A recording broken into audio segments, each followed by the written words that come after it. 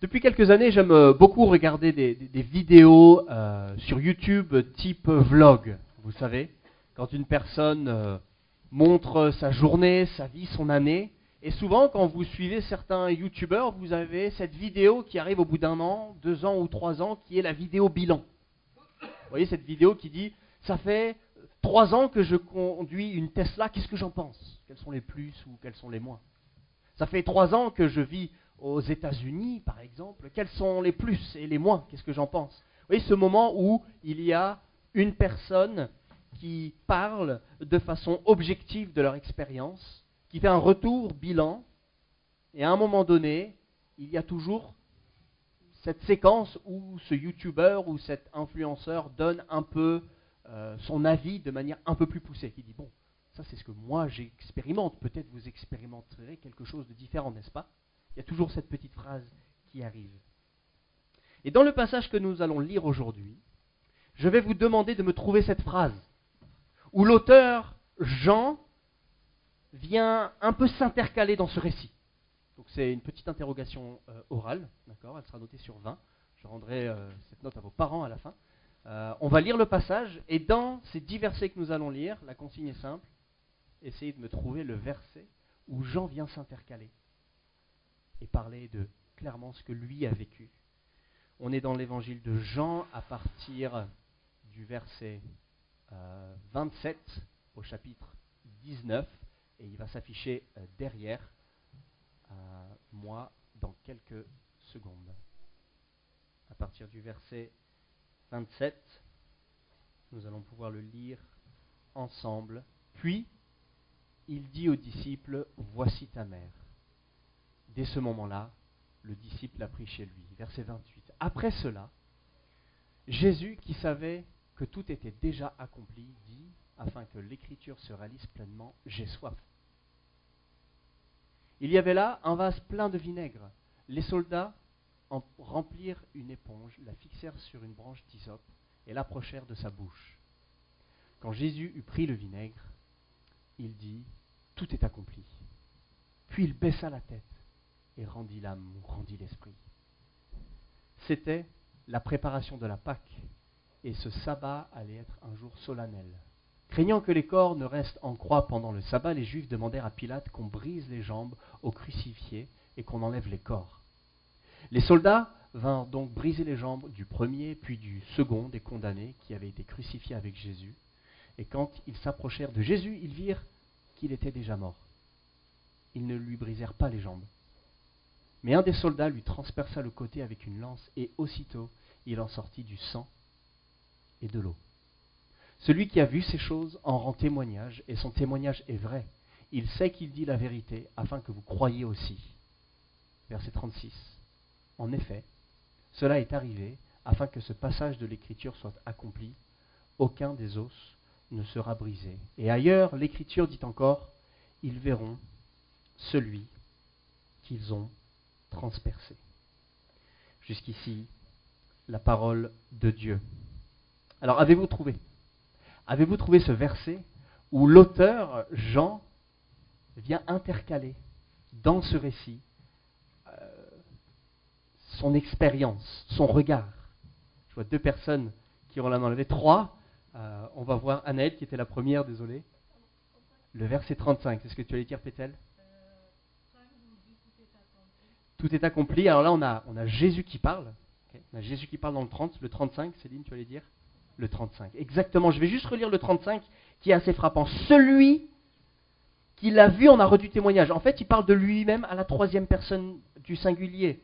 Ce qui est un iliésisme, si vous ne saviez pas, c'est un procédé littéraire qui, en gros, au lieu de dire « je l'ai vu », il parle de lui-même à la 3e personne du singulier. Son témoignage, c'est-à-dire le témoignage de Jean, est vrai. Et il sait qu'il dit vrai, afin que vous croyiez aussi. Quel est l'objectif de ce récit? De croire, de placer notre confiance en Jésus.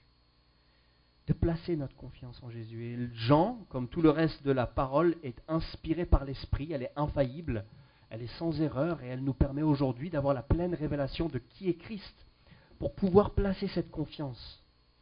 Si on devait résumer ces 10 versets, qu'est-ce que nous avons? Nous avons d'abord la crucifixion et la mort. de Jésus-Christ. Il est sur le bois et au verset 30, il rend l'esprit. Dans ces 10 versets, on a 2 paroles de Jésus. J'ai soif et tout est accompli. Dans ces 10 versets, on a 3 accomplissements de prophétie. Au verset 28, au verset 36, au verset 37. Et j'aimerais qu'on se centre aujourd'hui sur une des paroles de Jésus. Il en dit 2, j'ai soif et tout est accompli. Et j'aimerais qu'on se centre ce matin, qu'on détaille le mot tetelestai, qui veut dire tout est accompli. Tetelestai, si c'est un mot à retenir aujourd'hui, c'est tout est accompli. Tetelestai, c'est exactement ce que Jésus dit alors qu'il est sur la croix dans ce verset 30. Et 2 choses que j'aimerais voir avec vous ce matin. Premièrement, l'amour divin s'accomplit. L'amour divin se tetelestai en quelque sorte. Il s'accomplit. Et deuxièmement, l'accomplissement du plan rédempteur se fait à la croix. L'amour divin s'accomplit. Et deuxièmement, l'accomplissement, le tetelestai du plan de rédemption. Et quand on pense à la parole de Dieu, la Bible, il y a une révélation qui est progressive, n'est-ce pas, hein? Genèse, Exode, Lévitique, Nombre, et ensuite on avance tranquillement sur les juges, ensuite on a les rois, ensuite on a le royaume qui se divise, ensuite on a un exil parce qu'il y a une désobéissance, et ensuite il y a la promesse de revenir sur la terre promise, et il y a 2 retours qui sont progressifs. On a Néhémie, Esdras, et la progressivité fait un bond en avant quand Jésus arrive. Il y a un bond, une accélération quand Jésus, Dieu en personne, vient sur terre pour justement accomplir ses promesses. Et aucune promesse ne s'accomplit sans l'amour divin. Aucune promesse ne s'accomplit sans l'amour divin. Jésus est mort par amour, pour les siens, pour accomplir la loi conformément aux Écritures. Ces 10 versets se résument par cette phrase-là. Jésus est mort par amour, pour les siens, pour accomplir la loi conformément aux Écritures. La première chose que j'aimerais voir avec vous, c'est que l'amour divin s'accomplit devant nous de manière glorieuse. L'amour divin s'accomplit. Il y a quelques semaines, un prédicateur, Cyril, je le cite, a cité un article très pertinent.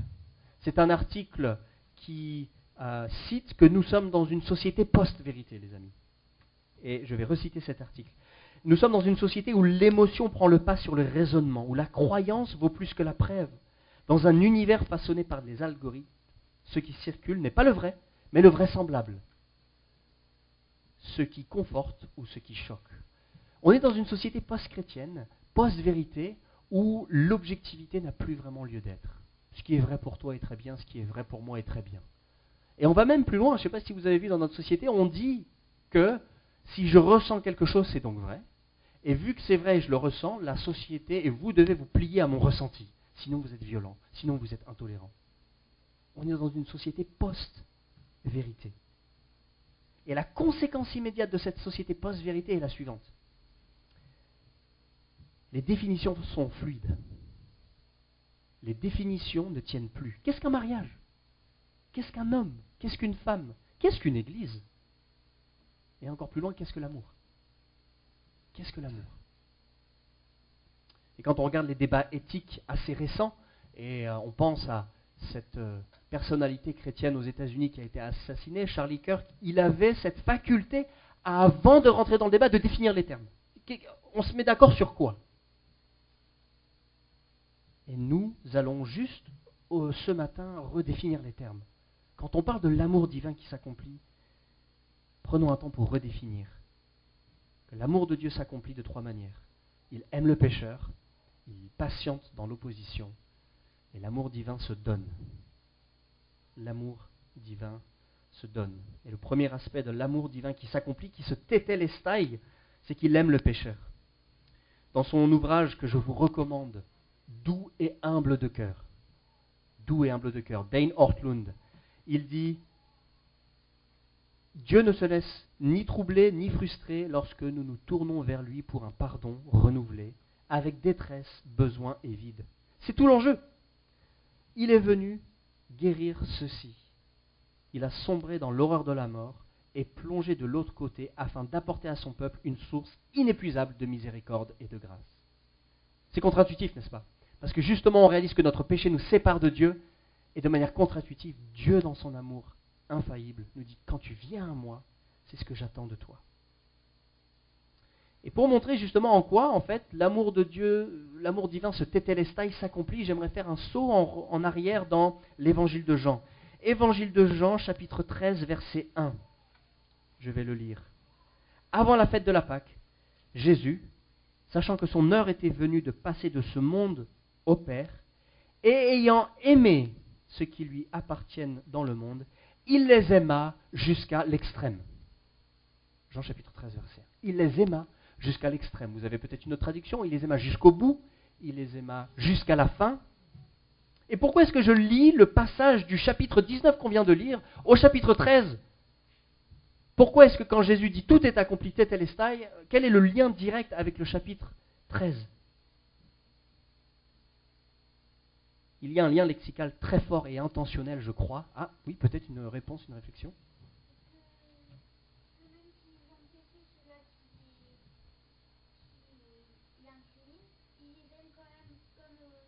Exactement, tu as tout à fait raison.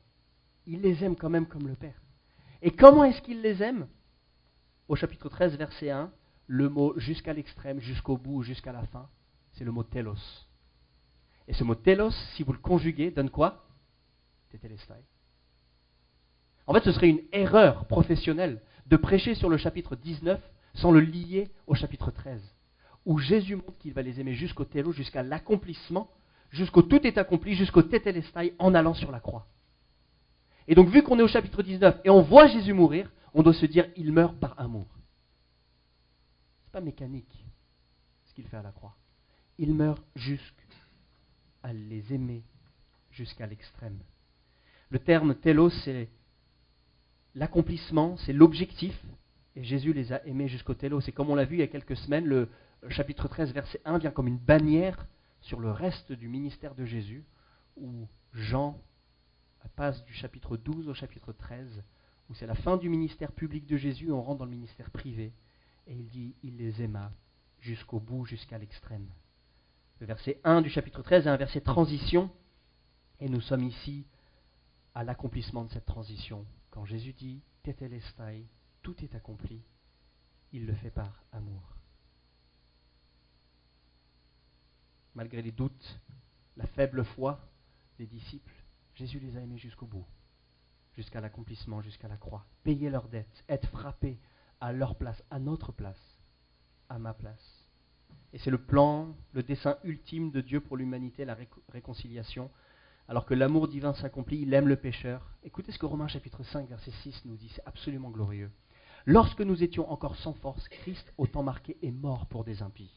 À peine mourrait-on pour un juste, quelqu'un, peut-être mourrait-il pour un homme de bien, et Dieu prouve son amour envers nous. Alors que nous étions encore pécheurs, Christ est mort pour nous.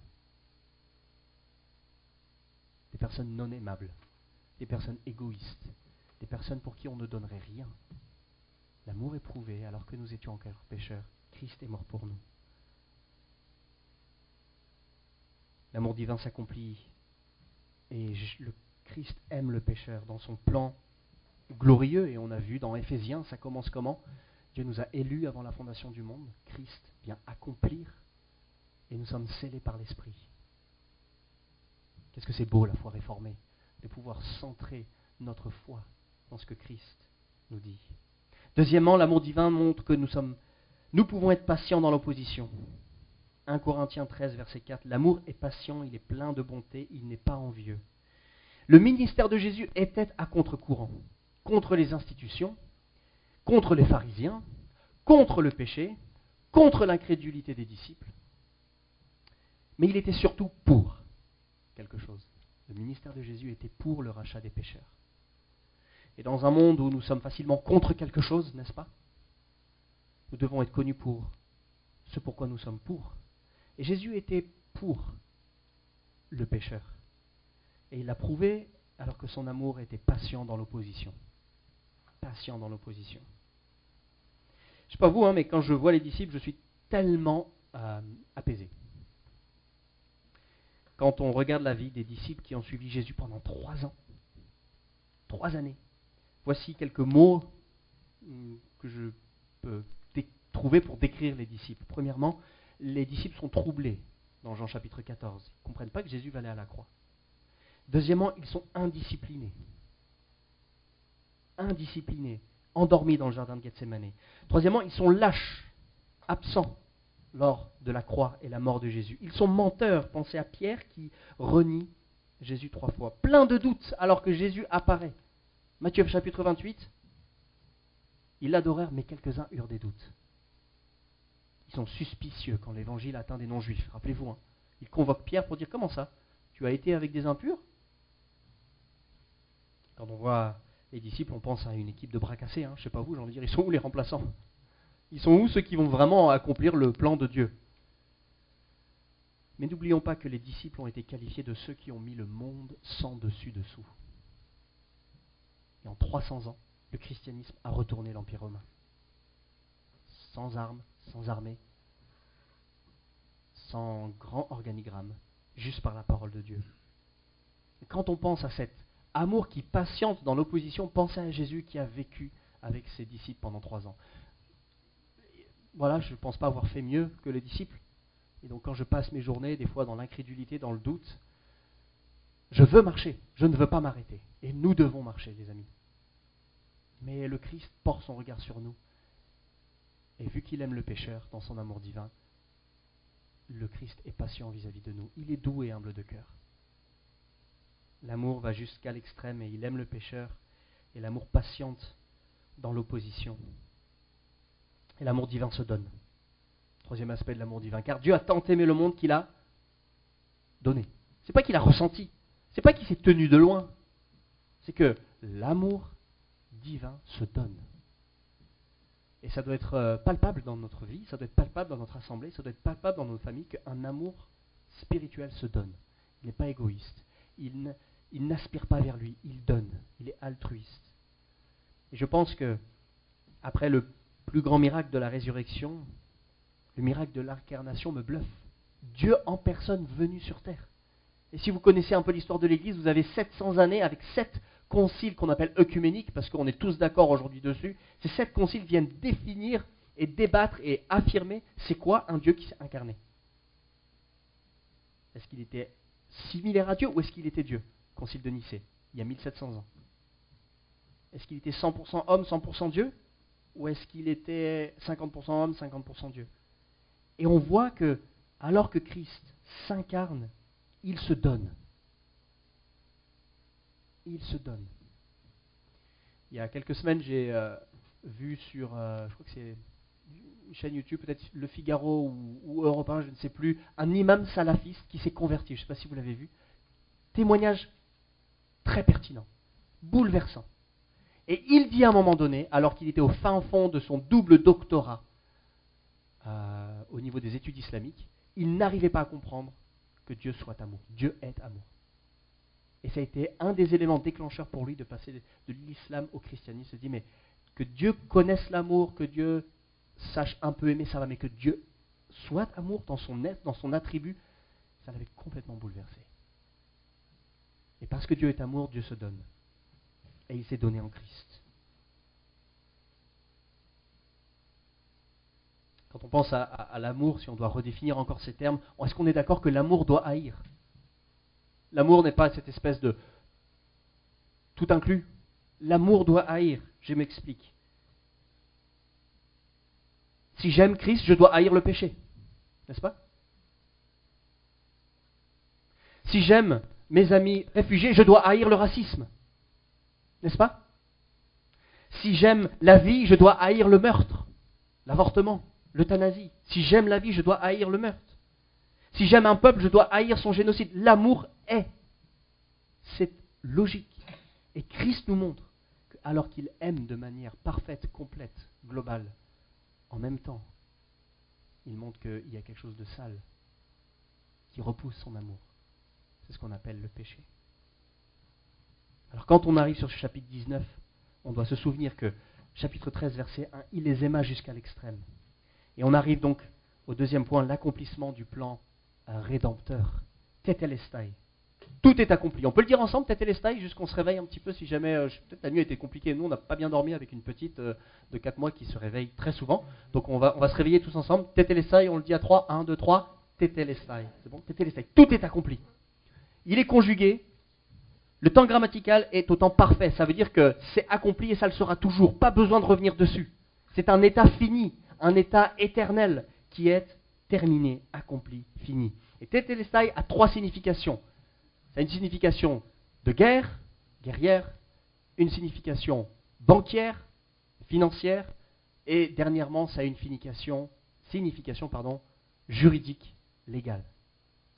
Quand on parle de la guerre, le général venait voir son collègue et lui dire « Tetelestai ». Ça voulait dire quoi? On a gagné. La victoire est acquise. C'est fini. Deuxièmement, quand vous aviez une dette, elle pouvait être remise, ou alors si vous l'avez payée, sur les factures, il notait « Tetelestai ». C'est fini, le débit a été crédité. Et dernièrement, au niveau judiciaire, le tetelestai voulait dire la peine a été purgée, le casier judiciaire est vierge, c'est fini, il n'y a plus de peine encourue. Quand Jésus dit tetelestai dans la tête des lecteurs de l'évangile de Jean, ou ceux qui l'ont entendu, dire tellement de choses qui devaient venir à leur esprit. La victoire est acquise, la dette est remise, le jugement est tombé sur lui. Si on lit l'évangile de Marc, chapitre 15, on lit que Jésus a dit cela avec un grand cri. Et le mot grand cri, dans l'évangile de Marc, c'est mégaphone. Avec un mégaphone, il l'a dit. Premièrement, Jésus a accompli la loi. Tout ce que la loi exigeait d'un homme, elle a été accomplie. Éphésiens chapitre 2, verset 1. Vous étiez morts par vos offenses et par vos péchés. Depuis Genèse chapitre 3, où Adam et Ève ont choisi l'autonomie morale, ont choisi de manger de l'arbre du fruit défendu, une passation de la nature pécheresse est dans ce monde. Alors on peut regarder la société, ça se voit. Je regarde mon cœur, ça se voit encore plus. Le péché nous sépare de Dieu et nous mène à être morts physiquement et spirituellement. On est atteint de ce virus, ce logiciel malveillant, et les spiritualités, les religions du monde nous donnent des chemins pour nous en sortir. Et la parole de Dieu nous dit, tu es mort, il n'y a rien qu'on peut faire. Tu es mort spirituellement, tu ne peux pas t'en sortir toi-même. On est totalement séparés, totalement mort spirituellement, rebelles contre Dieu, égarés, pervertis.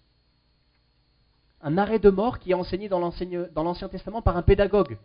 Le pédagogue, c'est la loi. Elle est là pour nous montrer la gravité du péché. La loi n'a pas été donnée dans l'Ancien Testament pour que justement on ait comme une espèce de mur d'escalade pour s'en sortir. La loi, le Nouveau Testament nous dit que c'est un pédagogue, ça nous enseigne, ça nous montre à quel point on a besoin d'une aide extérieure. On a besoin de chercher autre part, plutôt qu'à aller chercher en nous. Et c'est pour ça que le christianisme est unique. C'est que si Jésus dit tout est accompli, ça veut dire que nous on n'a rien accompli. Et ça fait mal. Mais en fait ça fait du bien. Si Christ a tout accompli, nous on n'a rien accompli. Jacques chapitre 2 versets 10 et 11.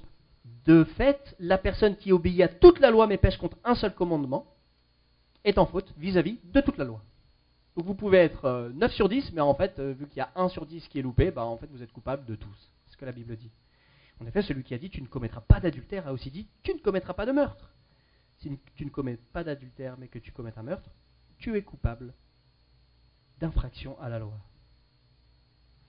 Romains 11, chapitre 11, verset 32, car Dieu a enfermé tous les hommes dans la désobéissance. On est enfermés, et la loi nous le montre, que nous ne pouvons pas accomplir.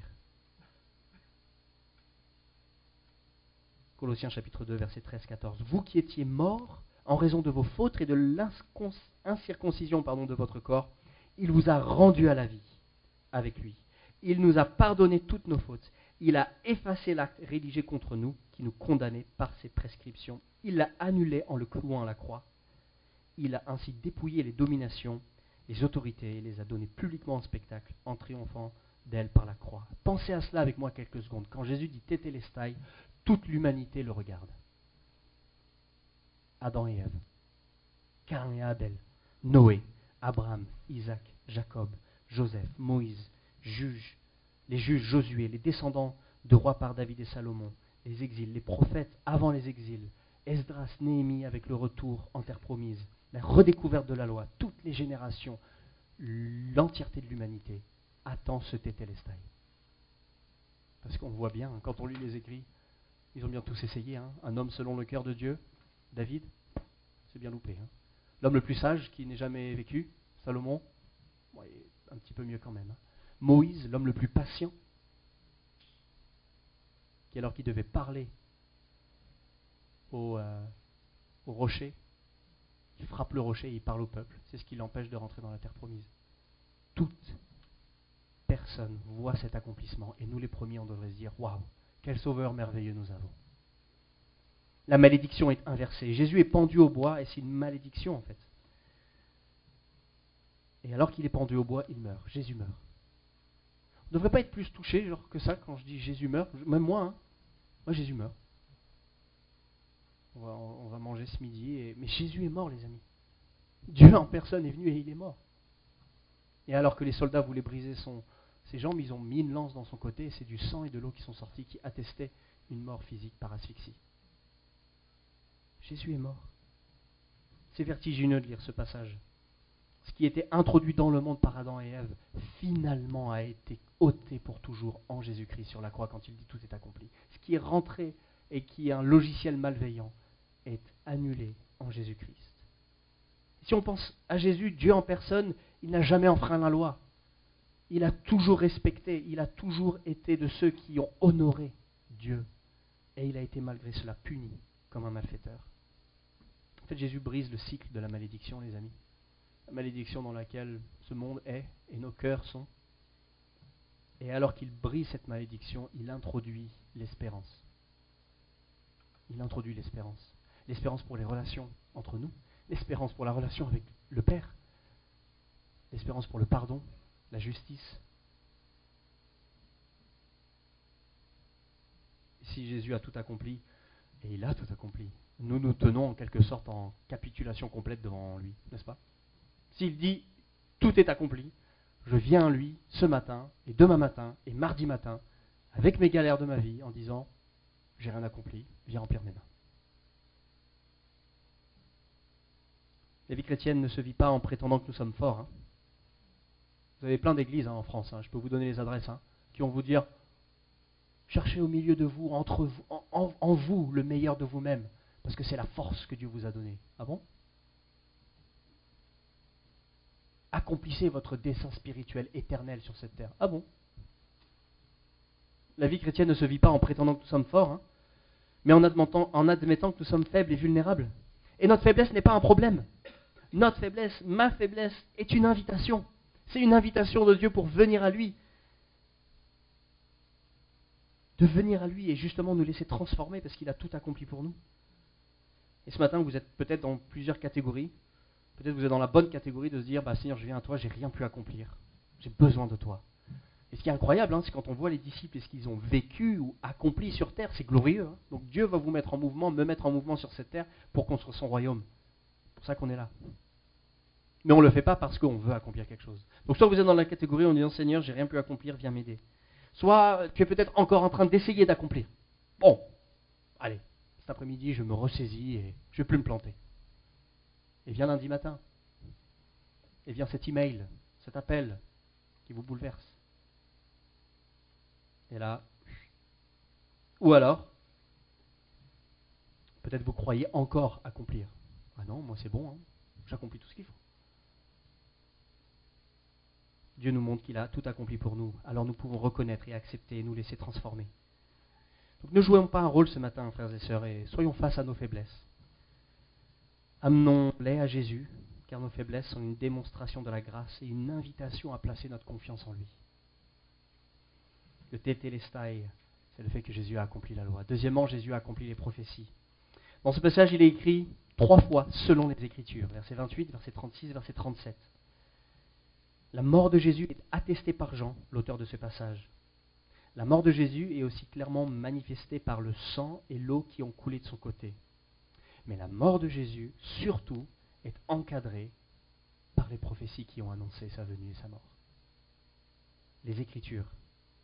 Selon les Écritures, 3 fois, versets 27, 36 et 37. 3 fois aussi Jésus a répondu selon nos Écritures au diable. Et 3 fois, le diable l'a tenté par les Écritures. Ça veut dire quoi? Non seulement on doit bien connaître les Écritures, mais on doit bien les interpréter. Parce que si on les interprète mal, alors que le diable va venir de manière sournoise et nous donner un verset pour nous faire croire quelque chose, on va tomber dans le panneau. L'herméneutique. Quelques chiffres pour comprendre la probabilité que Jésus accomplisse les prophéties de l'Ancien Testament. Des mathématiciens chrétiens ont fait des probabilités, des calculs très difficiles, et ils ont établi que tu as une chance sur 259 millions de gagner au loto. Ça va? Une chance sur 259 millions de gagner au loto. La probabilité qu'un homme accomplisse 8 prophéties de l'Ancien Testament s'élève à 100 trilliards. Une chance sur 100 trilliards. C'est un peu comme si je vous mettais dans le désert du Sahara et je vous disais « Choisis le grain rouge que j'ai posé dans le désert du Sahara. » Et que tu trouves le grain rouge du premier coup. C'est la probabilité incroyable que Jésus accomplisse 8 prophéties. Et nous savons que Jésus en a accompli plus de 300. Et j'aime la manière dont Jean dit régulièrement « selon les Écritures, selon les Écritures, selon les Écritures ». C'est encadré. En quoi est-ce que vous croyez, vous, aujourd'hui? Je crois que Dieu a envoyé son Fils, c'est Dieu en personne, la deuxième personne de la Trinité, selon les Écritures, parce que c'est la Bible qui le dit. Qu'est-ce que vous croyez et comment vous le justifiez avec la parole de Dieu? C'est central à la vie chrétienne. Que croyons-nous? Et c'est pour ça qu'on a une confession de foi, c'est pour ça que nous voulons réfléchir sur les choses de Dieu. Jésus a accompli plus de 300 prophéties selon les Écritures. Et dans ce passage, on en a 3.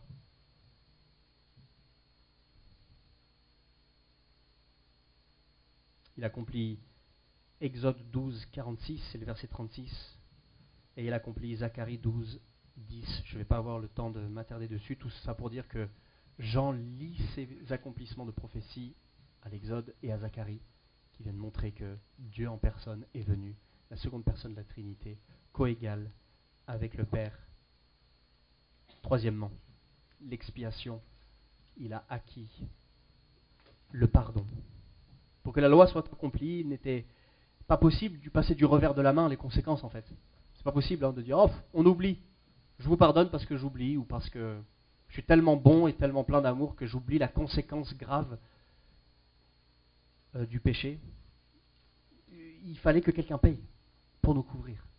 Il fallait que quelqu'un paye pour nous couvrir. Et c'est ce qu'on appelle l'expiation. Je lis dans un dictionnaire, le mot expiation n'apparaît pas dans le Nouveau Testament, mais il décrit avec justesse un des aspects du sacrifice de Christ en notre faveur. Expiation signifie couvrir le péché ou purifier le péché. L'expiation reflète l'idée que les effets négatifs de notre péché sont effacés par la grâce de Dieu.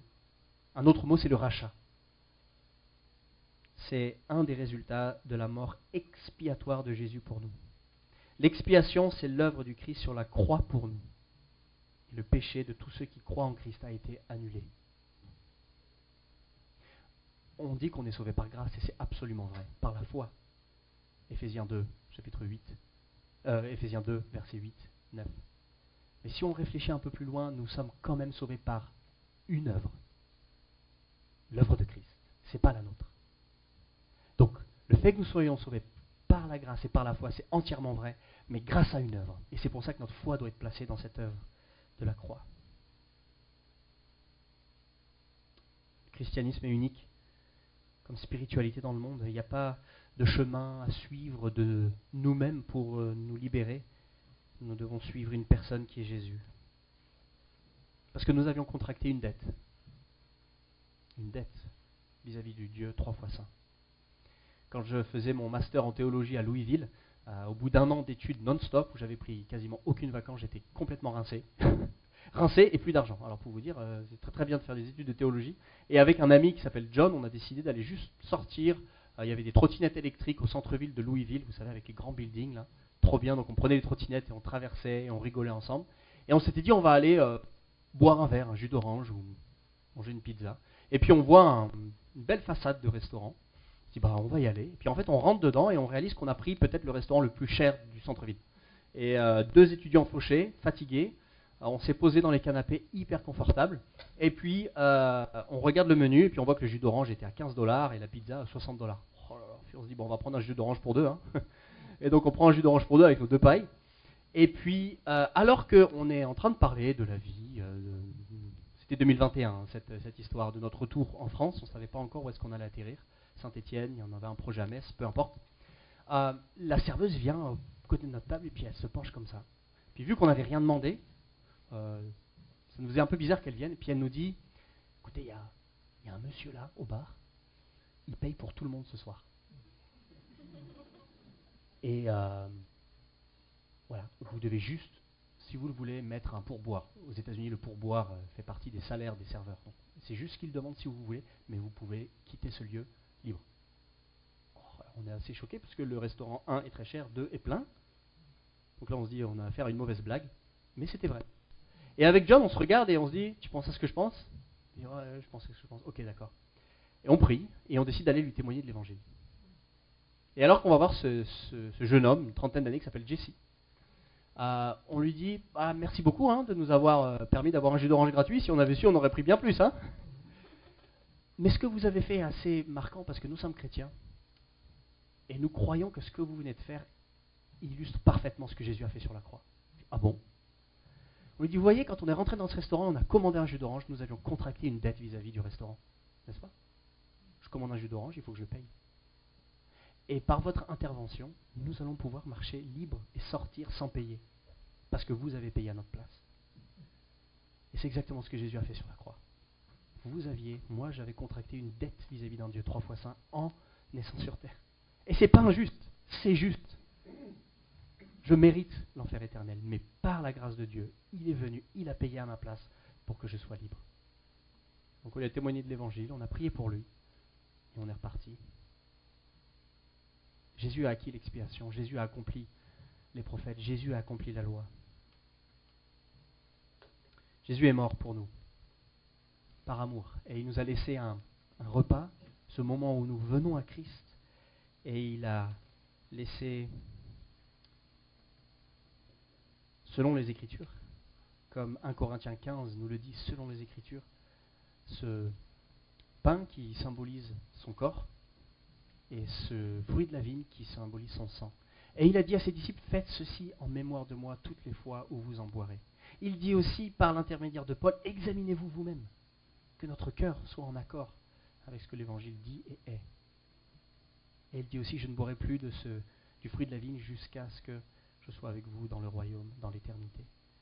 Donc il y a plusieurs regards alors que nous allons prendre ce repas du Seigneur, un regard en arrière où nous pensons à Christ, qui l'a fait avec ses disciples, et qui montre la croix. Il y a un regard à l'intérieur où on regarde notre cœur. Et il y a un regard dans l'éternité où on se dit la chose suivante, les amis. S'il a tout accompli et si cette foi est effective et pertinente, alors la persévérance des saints, comme on dit les théologiens réformés, est de mise. Il va nous porter. Il va nous transformer. Et quand notre foi est placée en Christ, ma foi est placée en Christ, oh, nous allons passer par des hauts et des bas. Mais il nous porte, parce qu'il a tout accompli. Et nous sommes responsables de là où nous nous plaçons vis-à-vis du cours d'eau. Mais le fruit qui émane du cours d'eau, c'est le fruit de l'esprit.